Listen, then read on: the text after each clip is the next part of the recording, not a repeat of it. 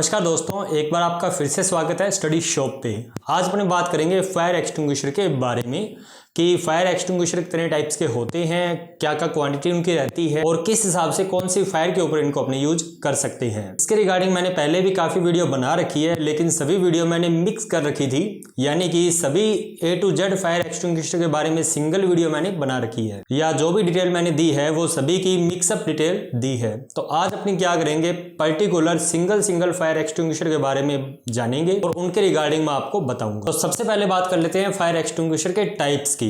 तो जितने टाइप्स की फायर होती है उतने ही टाइप्स के फायर एक्सटिंग्विशर भी होते हैं, चाहे वो पोर्टेबल हो चाहे उनसे बड़े हो। मान लीजिए A क्लास की फायर है तो A क्लास की फायर के ऊपर अपने वाटर टाइप फायर एक्सटिंग्विशर का यूज कर सकते हैं, अदर देन अपने फोम टाइप का भी यूज कर सकते हैं, उसके अलावा अपने पाउडर टाइप का भी यूज कर सकते हैं, लेकिन स्पेसिफिक A क्लास के लिए वाटर टाइप फायर एक्सटिंग्विशर बना है। इसी प्रकार से B क्लास, C क्लास और D क्लास के लिए भी अलग अलग फायर एक्सटिंग्विशर बने हैं और इन सभी क्लास के लिए सिंगल मल्टीपर्पज फायर एक्सटिंग्विशर भी बने हैं। मल्टीपर्पज फायर एक्सटिंग्विशर बनाने के रीजन ये है कि अगर कोई A क्लास की फायर है और उसके ऊपर अपने वाटर टाइप फायर एक्सटिंग्विशर का यूज करते हैं तो वो बिल्कुल परफेक्ट है, सही है।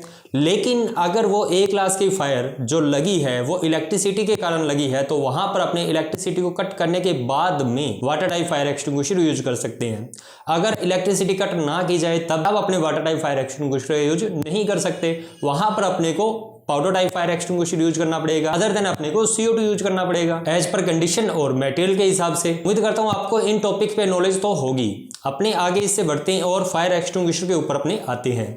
तो अभी मेरे पास जो फायर एक्सटिंग्विशर है ये है पाउडर टाइप फायर एक्सटिंग्विशर, जो कि मल्टीपर्पज है A, B, C क्लास के लिए, और साथ ही साथ इलेक्ट्रिसिटी की अगर फायर होती है तो वहां पर भी इसको यूज कर सकते हैं। पाउडर टाइप फायर एक्सटिंग्विशर भी दो तरह के होते हैं, एक होता है स्टोर्ड प्रेशर और एक होता है गैस कार्ट्रिज वाला। गैस कार्ट्रिज वाले पहले चलते थे लेकिन अभी भी चलते हैं और अब मैक्सिमम स्टोर्ड प्रेशर ही चलते हैं क्योंकि ये इजी टू यूज है और कोई भी इसे यूज कर सकता है। दूसरा इसमें ये कारण है कि इसके ऊपर जो प्रेशर गेज दिया गया है इसमें अपने को पता रहता है कि ये फायर एक्सटिंग्विशर एक्टिव है या नहीं है। दूसरे जो फायर एक्सटिंग्विशर होते हैं जिनके अंदर CO2 कार्ट्रिज होती है उनके अंदर ये इशू होता है कि पता नहीं है वो चलेंगे या नहीं चलेंगे। तो इसका अपने को बाय डिफॉल्ट अपने को पता होता है, बाहर से देखने से पता चलता है कि ये चलेगा। बात करते हैं पाउडर टाइप फायर एक्सटिंग्विशर की पहचान की। तो पहचान के लिए इनके ऊपर एक ब्लू कलर की रिबन लगी होती है। इस फायर एक्सटिंग्विशर पे इतनी सी रिबन है, किसी के ऊपर कंप्लीटली रिबन लगी होती है जिसके ऊपर पाउडर टाइप फायर एक्सटिंग्विशर या ABC powder type fire extinguisher ऐसा कुछ मेंशन होता है। इसी के साथ साथ इनको फायर रेटिंग के हिसाब से बनाया जाता है। जैसे इसके ऊपर फायर रेटिंग दे रखी है 1A 34B, तो इट मीन्स कि ये अलग अलग रेटिंग के होते हैं। जितनी हैजार्डस लोकेशन है उसके अकॉर्डिंग अपने इनको रखते हैं या फिर वहां पर हैंग करते हैं और उतना डिस्टेंस मेंटेन करके हैंग किया जाता है। तो उसके बारे में मैं आपको नेक्स्ट वीडियो में बताऊंगा कि ये रेटिंग किस हिसाब से निर्धारित की जाती है। सबसे पहले अपने देखते हैं आइडेंटिफिकेशन, यानी कि पहचान, कि इनकी पहचान क्या होती है। जैसा कि मैंने आपको पहले बताया कि एक स्टोर्ड प्रेशर है और एक गैस कार्ट्रिज वाला है जिसके अंदर CO2 गैस कार्ट्रिज लगी होती है। स्टोर्ड प्रेशर जो होता है उनके अंदर नाइट्रोजन गैस का प्रेशर होता है। आप ये मान लीजिए कि जितने भी स्टोर्ड प्रेशर फायर एक्सटिंग्विशर है जिनके ऊपर प्रेशर गेज होगा वो सभी के सभी उनके अंदर नाइट्रोजन गैस का प्रेशर होता है, कुछ एक को छोड़कर। गैस कार्ट्रिज वाले जो फायर एक्सटिंग्विशर होते हैं वो कुछ इस हिसाब से दिखाई देते हैं। इनका क्या होता है कि ऊपर से हम प्लंज करते हैं ताकि उनके अंदर जो गैस कार्ट्रिज लगी है CO2 की वो ब्रेक हो जाती है और अंदर जो मटेरियल है वह बाहर आकर परफॉर्म करता है। तो ये तो था गैस कार्ट्रिज का। दूसरे जो गैस कार्ट्रिज के आते हैं वो लगभग ऐसे ही होते हैं, सेम दिखते हैं, उनके ऊपर बस प्रेशर गेज नहीं होता है। उसका भी सेम फंक्शन है कि इसको अपने पुश करेंगे तो गैस कार्ट्रिज अंदर जो होगी वो ब्रेक हो जाएगी और यहाँ से आउटलेट से या फिर डिस्चार्ज पाइप से पाउडर जो है बाहर निकलना स्टार्ट हो जाएगा। तो पहली पहचान तो ये है कि जो गैस कार्ट्रिज और जो स्टोर्ड प्रेशर होते हैं उनके ऊपर प्रेशर गेज लगा होता है, ये आइडेंटिफिकेशन है। प्रेशर गेज जिन पे लगा हो वो स्टोर्ड प्रेशर है और जिनके ऊपर प्रेशर गेज नहीं लगा हो वो कौन से होते हैं, गैस कार्ट्रिज वाले। अब गैस कार्ट्रिज बंद क्यों हुए या बहुत कम क्यों हुए? पहला रीजन ये है कि उनको परफॉर्म करने में इशू आता है। अपने को पता ही नहीं होता कि अगर कोई फायर हुई है वहां पे उसको यूज करेंगे तो ये भी श्योर नहीं है कि वो चलेगा या नहीं चलेगा। इनके ऊपर अपने को प्रेशर गेज से पता चलता है। दूसरा, पुराने जो गैस कार्ट्रिज वाले थे उनके ऊपर क्या होता है कि अपने को पुश करते हैं, गैस कार्ट्रिज ब्रेक होती है, देन वो जो पाउडर है वह बाहर निकलता है और उसको अपने बंद नहीं कर सकते, उसको कंट्रोल नहीं कर सकते। उसको कंट्रोल करने के लिए जो डिस्चार्ज पाइप होती है उसके आगे एक कंट्रोलेबल ब्रांच या नोजल लगी होती है, उससे अपने उसको कंट्रोल कर सकते थे, लेकिन वो प्रॉपर कंट्रोल नहीं होता था और वो कहीं ना कहीं से फिर से लीक होना स्टार्ट करता था। तो उसके बाद में क्या किया कि इस हिसाब से फायर एक्सटिंग्विशर बनाने लगे। उसके अंदर क्या है कि जितना आपने को यूज करना है, जितनी फायर है उसको बुझाने के बाद में इसको अपने छोड़ सकती हैं। तो इसके अंदर जो प्रेशर है वह अंदर ही रहेगा और बाहर नहीं निकलेगा पाउडर, तो एक्स्ट्रा वेस्टेज नहीं होगी। तो ये एक दूसरा कारण है कि स्टोर्ड प्रेशर बनाने शुरू किए गए। अब बात करते हैं इनकी कैपेसिटी की। तो पहले जो फायर एक्सटिंग्विशर आते थे वो 1 kg, 2 kg, फिर 5 kg, फिर 10 kg इस हिसाब से आते थे। अब जो पर्टिकुलर अब फायर एक्सटिंग्विशर जितने भी आ रहे हैं स्टोर्ड प्रेशर, वो सारे 2 kg के, 4 kg के, 6 kg के, 9 kg के इस हिसाब से आते हैं। ये सारे पोर्टेबल हैं। इसके बाद में बड़े फायर एक्सटिंग्विशर आने शुरू होते हैं जो ट्रॉली टाइप होते हैं। उसके बाद में फायर टेंडर आते हैं। अब बात करते हैं इनके BIS कोड के बारे में, यानी कि bureau of Indian standard code, जो सभी फायर एक्सटिंग्विशर के अलग अलग होते हैं। जितने भी पोर्टेबल फायर एक्सटिंग्विशर हैं उन सभी का एक फिक्स BIS कोड है 15683। इसके बाद में जो ड्राई पाउडर गैस कार्टेज वाले होते थे उनका है 2171 2171। फिर आते हैं ABC टाइप फायर एक्सटिंग्विशर, तो उनका है 14609। और BC क्लास के लिए आते हैं 4308 4308 और डी क्लास के लिए आता है 11833। इसी तरह और भी बहुत सारे IS कोड हैं, तो जिस फायर एक्सटिंग्विशर के आपने डिस्कस करेंगे उनके बारे में आपको बताता रहूंगा। नेक्स्ट पॉइंट है मटेरियल, कि इनके अंदर कौन सा मटेरियल यूज किया जाता है फायर को एक्सटिंग्विश करने के लिए।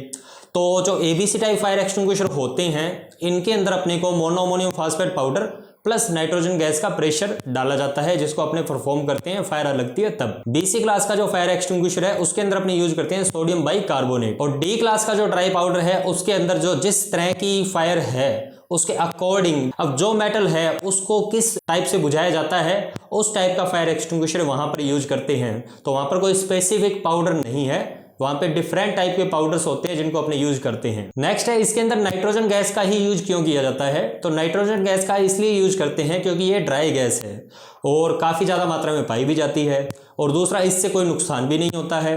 तीसरा इसके अंदर जो ड्राई है तो जो अंदर जो पाउडर है उसको जमाता नहीं है। ऑक्सीजन का यूज इसलिए नहीं कर सकते क्योंकि ऑक्सीजन आग को बढ़ावा देती है, और CO2 का यूज इसलिए नहीं कर सकते क्योंकि CO2 जो पाउडर है उसको जमा देगी। तो इसके लिए अपने नाइट्रोजन गैस का यूज करते हैं। नेक्स्ट पॉइंट है ऑपरेटिंग टेम्परेचर रेंज। तो अब ये क्या है, अब इसको यूज कौन से टेम्परेचर पर किया जाए। जैसे अगर कहीं ज़्यादा ठंड है तो वहाँ पर इसको यूज कर सकते हैं, कहीं पे खूब ज़्यादा गर्मी है तो वहाँ पे इसको यूज कर सकते हैं। तो इसकी जो रेंज है वो -20 डिग्री सेल्सियस से लेके ये +60 डिग्री सेल्सियस तक इसको अपने इस रेंज के अंदर इसको यूज कर सकते हैं, कहीं भी कोई भी इशू नहीं आएगा। ऑपरेटिंग टाइम जो इसका है वो लमसम 1 मिनट है, तो इतने में ये खाली हो जाता है। नेक्स्ट पॉइंट है इसके अंदर जो प्रेशर डाला जाता है नाइट्रोजन का वो कितने बार पर होता है। तो जो नाइट्रोजन का प्रेशर होता है वो 15 बार पर इसको रिफिल किया जाता है, और जब इसका हाइड्रोलिक टेस्ट होता है तो हाइड्रोलिक टेस्ट इसका 35 बार पर किया जाता है, और इसको लगभग 2 मिनट या 2.5 मिनट तक रखा जाता है प्रेशर वो 35 बार को। अगर वो 35 बार का प्रेशर जो है वो ये झेल लेता है तो ये पास हो जाता है, अदरवाइज इसको फेल कर दिया जाता है। ब्यूरो ऑफ इंडियन स्टैंडर्ड के अकॉर्डिंग इनकी लाइफ 10 साल मानी जाती है, और हाइड्रोलिक टेस्ट जो है वो पर 3 साल बाद किया जाना जरूरी है। काफी बार मेरे से क्वेश्चन कर लेते हैं कि इनका जो प्रेशर है वह रिलीज कैसे हो जाता है। अभी रिफिल किया है और 2-3 महीने बाद इनका जो प्रेशर गेज है वो डाउन दिखाता है, तो इसके लिए मैंने एक अलग से वीडियो बना रखी है, उसको आप चेकआउट कर सकते हैं। तो मैं इसको लेंथ नहीं बढ़ाना चाहता इस वीडियो की, तो उसको आप देख सकते हैं। अभी तक अपनों ने फायर एक्सटिंग्विशर की कैपेसिटी, उसकी बनावट, उसके अंदर कौन सा मेटेरियल यूज करते हैं, BIS कोड के बारे में जाना है।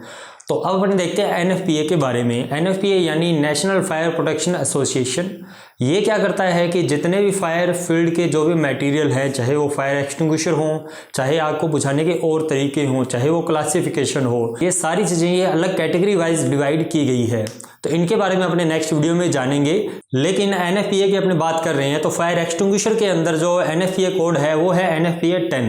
तो NFPA 10 के अंदर जितने भी फायर एक्सटिंग्विशर है वो सभी आते हैं, चाहे वो स्टोर्ड प्रेशर हो, चाहे वह गैस कार्टेज वाले हो, चाहे वो वाटर टाइप हो, चाहे फोम टाइप हो, चाहे कोई भी अलग अलग वाटर मिस्ट हो, या जो भी है वो सारे के सारे NFPA 10 के अंदर आते हैं। इसके अंदर जो हाइड्रोलिक टेस्ट है वो थोड़ा सा डिफरेंट है, कि जो माइल्ड स्टील के जो फायर एक्सटिंग्विशर हैं, जो गैस कार्टेज वाले होते हैं। माइल्ड स्टील का मीनिंग ये है कि इसके अंदर जो जितने भी फायर एक्सटिंग्विशर हैं ये दो कैटेगरी के होते हैं, एक तो होता है माइल्ड स्टील और दूसरा होता है एल्यूमिनियम बॉडी का। तो जो माइल्ड स्टील का जो फायर एक्सटिंग्विशर है जो गैस कार्ट्रिज वाला है तो उसका जो हाइड्रोलिक टेस्ट है वो 5 साल बाद किया जाता है। उसके अलावा जो एल्यूमिनियम बॉडी का है उससे अपने 12 साल बाद हाइड्रोलिक टेस्ट होता है। साथ ही साथ इसमें यह भी मेंशन है कि जो फायर एक्सटिंग्विशर जो कंपनी बना रही है उसके अकॉर्डिंग भी उसको हाइड्रोलिक टेस्ट किया जाता है। जैसे कोई कंपनी है उसने अपने फायर एक्सटिंग्विशर की जो टोटल लाइफ है वो 10 साल ही बताई है तो उसकी लाइफ 10 साल ही रहेगी, उसके अकॉर्डिंग उसका हाइड्रोलिक टेस्ट किया जाएगा। दूसरा जो इसके अंदर हाइड्रोलिक टेस्ट का जो प्रेशर होता है NAPA के अकॉर्डिंग जितने भी फायर एक्सटिंग्विशर हैं उन सभी का हाइड्रोलिक टेस्ट जो है वो 2 तरह से किया जाता है। एक तो ये कि जो फायर एक्सटिंग्विशर है उसके ऊपर मेंशन हो कि कितने बार पर हाइड्रोलिक प्रेशर टेस्ट किया जाए। दूसरा ये कि जितने प्रेशर बार पर वह रिफिल्ड है यानी कि 15 बार पे अगर वह रिफिल्ड है तो उसके 3 गुना से ज्यादा हाइड्रोलिक प्रेशर नहीं दे सकते। उम्मीद करता हूं आपको ये सभी आंकड़े समझ आए होंगे। अगर फिर भी कोई पॉइंट रह जाता है तो आप मुझे कमेंट सेक्शन में पूछ सकते हैं, मैं उसका जवाब आपको दे दूंगा। जितनी भी मैंने डिटेल बताई है सिर्फ और सिर्फ ABC टाइप फायर एक्सटिंग्विशर या यूं कह सकते हैं हमने पाउडर टाइप फायर एक्सटिंग्विशर के बारे में बताई है। इसके अलावा वाटर टाइप, वाटर मिस्ट या फोम टाइप या CO2 या इसके अलावा जो भी क्लीन एजेंट वगैरह हैं तो इन सब के बारे में अपने डिफरेंट वीडियो बनाएंगे। और इस तरह की आपको वीडियो अगर पसंद है तो आप लाइक कीजिए और शेयर कीजिए आगे और स्टडी शॉप को सब्सक्राइब कीजिए। मिलते हैं नेक्स्ट वीडियो में।